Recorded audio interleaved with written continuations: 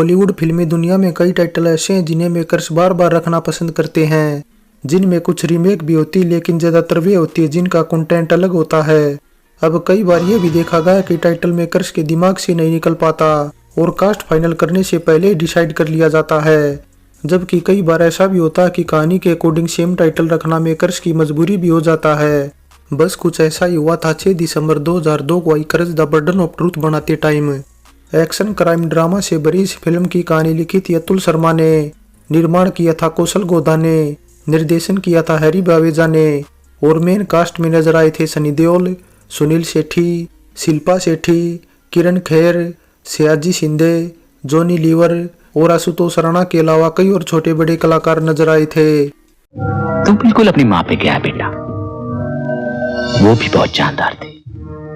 संजीव दर्शन के संगीत गीत लिखे थे समीर ने, जिनके लिखे सभी वर्जन को मिलाकर 7 गीत रखे गए थे म्यूजिक एल्बम में। मोहब्बत हुई है सनम चोरी चोरी।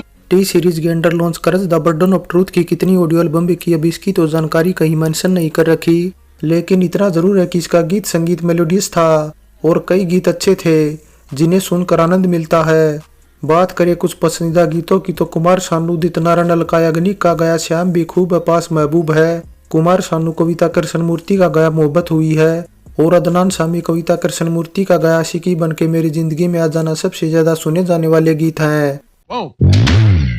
आशिकी बनके मेरी दुनिया में जान मन आ जाना। 2 घंटे 52 मिनट की करेज द बर्डन ऑफ ट्रूथ को IMDb की तरफ से मिली 3.9 रेटिंग बताती है कि देखने वालों को इसकी कहानी में दम नहीं लगता। इसलिए पहले बात करें इसके बजट व कमाई के आंकड़ों की तो बॉक्स ऑफिस इंडिया के अकॉर्डिंग 11 करोड़ के बजट में बनी Courage the Burden of Truth 335 screen पर रिलीज होने के बाद 8,69,50,000 की कमाई कर फ्लॉप हो गई थी और फ्लॉप होने से सनी देओल को तब तगड़ा झटका लगा था, क्योंकि ये उनकी साल की लगातार तीसरी फ्लॉप फिल्म थी। इससे पहले आई 23 मार्च 1931 शहीद और जानी दुश्मन एक अनोखी कहानी बॉक्स ऑफिस पर फेल हो गई थी। अब कहा तो कुछ ऐसा जाता कि साल 2001 में गदर एक प्रेम कथा के बाद सनी देओल बॉलीवुड के सबसे महंगे एक्टर बन गए थे। सनी देओल तब पर फिल्म 4 करोड़ चार्ज करने लगे थे और कहानी की बजाय सिर्फ अपनी फीस पर ही ज्यादा ध्यान देने लगे थे, इसलिए वे यही मात खा बैठे और लगातार फ्लॉप होने से उनकी ब्रांड वैल्यू गिरती चली गई, जिसके बाद मेकर्स ने भी उनसे मुंह फेर लिया। वैसे एक बात यह भी कि इस साल सन्नी की बतौर सोलो एक्टर एक भी फिल्म नहीं आई थी, सभी की सभी मल्टी स्टारर फिल्में थी, जिनमें Courage the Burden of Truth last film थी।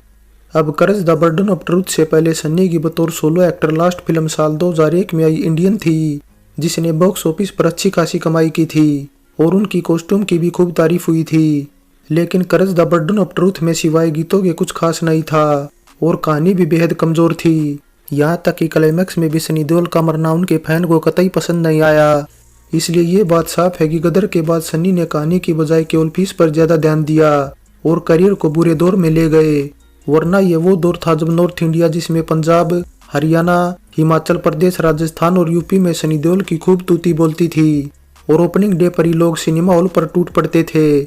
वैसे इस फिल्म का इनिशियल टाइटल पहले दीवारें रखने का फैसला किया गया था और सुनील शेट्टी की जगह भी पहले सलमान खान और अक्षय कुमार तक को अप्रोच किया गया था, लेकिन सनी देओल का रोल ज्यादा दमदार होने से दोनों ने करने से मना कर दिया। यहाँ तक कि इसके बाद निर्देशक हरी बावेजा के फेवरेट एक्टर अजय देवगन ने भी करने से मना कर दिया था, इसलिए हरी बावेजा को सुनील शेट्टी को साइन करना पड़ा। अब सुनील शेट्टी इससे पहले हरी बावेजा के निर्देशन में बनी साल 1994 में दिलवाले में नजर आए थे, जो कि हरी बावेजा की सबसे बेस्ट फिल्म भी मानी जाती है। अब सुनील शेट्टी के पास तब फिल्मों की कमी नहीं थी, लेकिन लाचारी की बात यह थी कि शेट्टी की फिल्में बॉक्स ऑफिस पर लगातार फ्लॉप हो रही थी। यहाँ तक कि इससे पहले इसी साल 2001 में ढेर सारे सितारों से सजी जानी दुश्मन एक अनोखी कहानी भी बुरी तरह फेल हो गई थी, इसीलिए सपोर्टिंग रोल करने से सुनील शेट्टी को तब कोई परहेज नहीं था। वैसे सुनील शेट्टी की सनी देओल के साथ ये चौथी फिल्म थी।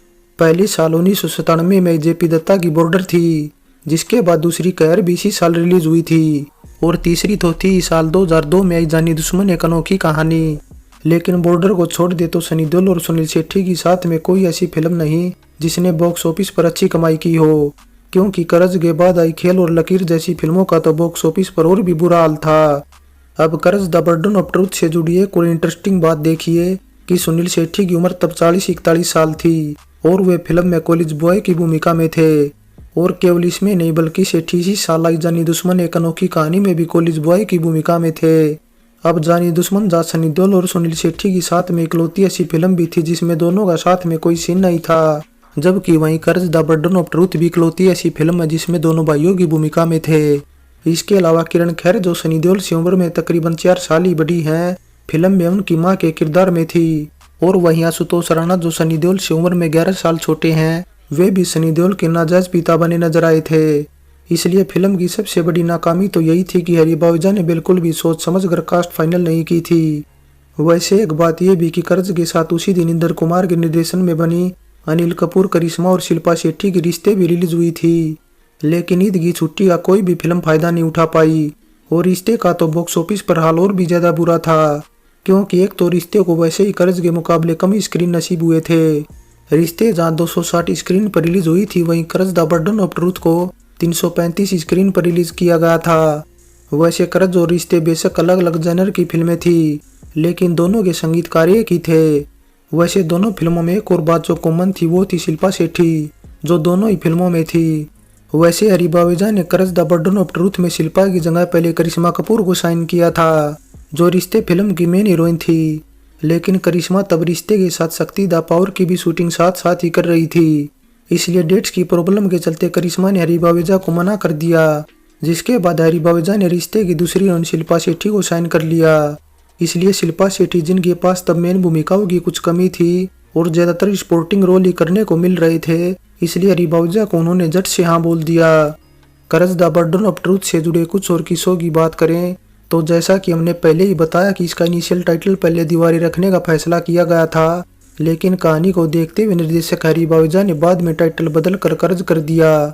लेकिन अब हरी के सामने प्रॉब्लम ये थी कि कर्ज टाइटल के राइट शोमैन सुभाष घई के पास थे, और सुभाष घई ने साल 1980 में ऋषि कपूर के साथ कर्ज टाइटल से एक फिल्म भी बनाई थी, जो बॉक्स ऑफिस पर फेल हो गई थी। इसलिए कुछ ऐसा बताया जाता कि हरी बावेजा चाहते थे कि फिल्म का निर्माण शोमैन सुभाष घई अपने मुक्ता आर्ट्स बैनर के तले करें। वे सुभाष घई के पास प्रपोजल भी लेकर गए थे, लेकिन सुभाष घई ने हरी बावेजा को न केवल मना किया बल्कि टाइटल भी देने से इनकार कर दिया। लेकिन अब हरी बावेजा हर हाल में कर्ज टाइटल से ही फिल्म बनाना चाहते थे, इसलिए उन्होंने तोड़ निकालते हुए कर्ज के पीछे एक इंग्लिश टैगलाइन के साथ द बर्डन ऑफ ट्रूथ लगा दिया, जिसका मतलब है सच्चाई का बोझ।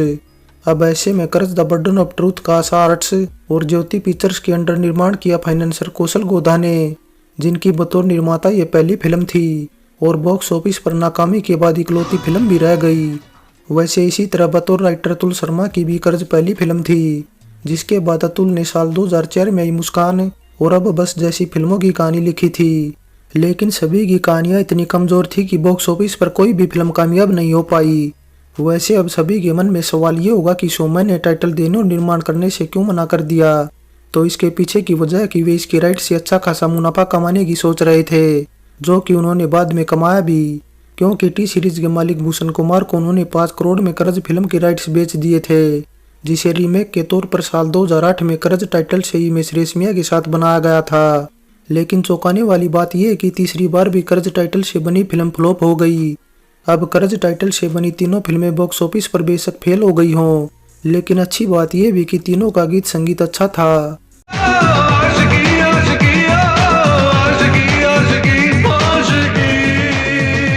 थोड़ी बात अब शूटिंग लोकेशन को लेकर करें तो फिल्म की ज्यादातर इंडोर शूटिंग मुंबई के कुछ स्टूडियो, हैदराबाद के रामोजी फिल्म सिटी और मून डस्ट बंगलों में हुई थी, तो आउटडोर शूटिंग हिमाचल प्रदेश और गीतों को न्यूजीलैंड में फिल्माया गया था। और इसीलिए फिल्माया गया था क्योंकि गीतों को तब देश से बाहर फिल्माने का चलन था, जहां सीन पहाड़ों, समुद्र किनारे और सड़कों के बीचों बीच फिल्माए जाते थे। फाइनली कर्ज द बर्डन ऑफ ट्रूथ एक टिपिकल मसाला फिल्म थी, जो काफी कुछ आजमाए हुए फॉर्मूला पर बेस्ड थी, यानी इसका प्लॉट पुराने जमाने की कुछ फिल्मों से उठाया गया था। हालांकि फिल्म का टाइटल कहानी को जस्टिफाई करता है, लेकिन कहानी में वो दम नहीं था कि देखने वाले इसकी तारीफ करें। यहाँ तक कि क्रिटिक्स ने भी फिल्म को काफी कम रेटिंग दी थी। सो कर्ज द बर्डन ऑफ ट्रूथ पर हमारी ये पेशकश कैसी लगी नीचे कमेंट कर बताएं। अच्छी लगी है तो लाइक और शेयर करने के साथ चैनल सब्सक्राइब करें। तो चलते हैं, फिर मिलेंगे एक और नई वीडियो के साथ।